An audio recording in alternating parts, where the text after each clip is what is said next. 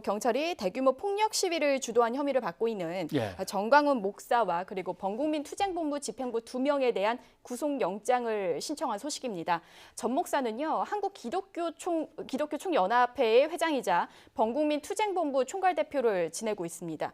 전 목사 등은 지난 개천절 서울 광화문에서 열린 대통령 하야 촉구 집회에서 일부 참석자들의 경찰 폭행 등을 주도한 혐의를 받고 있습니다. 구체적으로 혐의명을 좀 살펴보면요, 집회시위법 위반과 그리고 특수공무집행 방해 등입니다. 네, 전광훈 목사와 네. 집행부 2명에 대한 구속영장. 네. 본인들의 혐의에 대해서는 인정을 하고 있는 겁니까?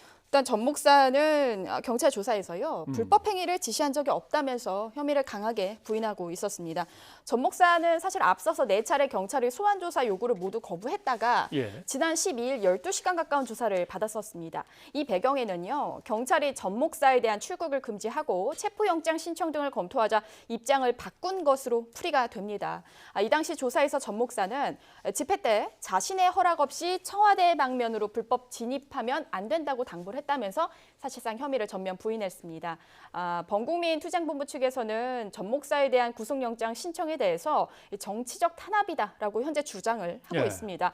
하지만 이 사건 수사한 경찰은 전 목사 등이 집회 전에 순국결사대를 조직을 해서 청와대 진입을 사전에 계획하고 집회 현장에서 참가자들을 선동했다 이렇게 보고 있는데요.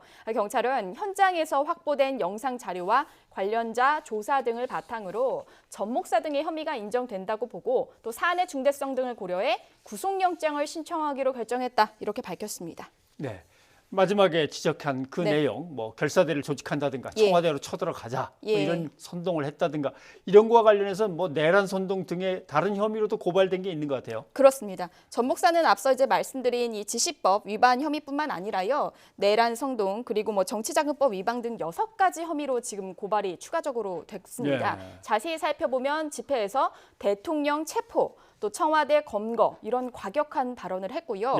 현장에서 현금통을 돌려서 불법 기부금을 받은 혐의도 있습니다. 현재 이 추가 혐의에 대해서는 수사 중인 경찰이 원래 오늘 이 전 목사를 불러서 조사를 이어갈 예정이었는데요. 전 목사 측에서 출석 연기를 요구하며 불응한 것으로 전해지고 있습니다.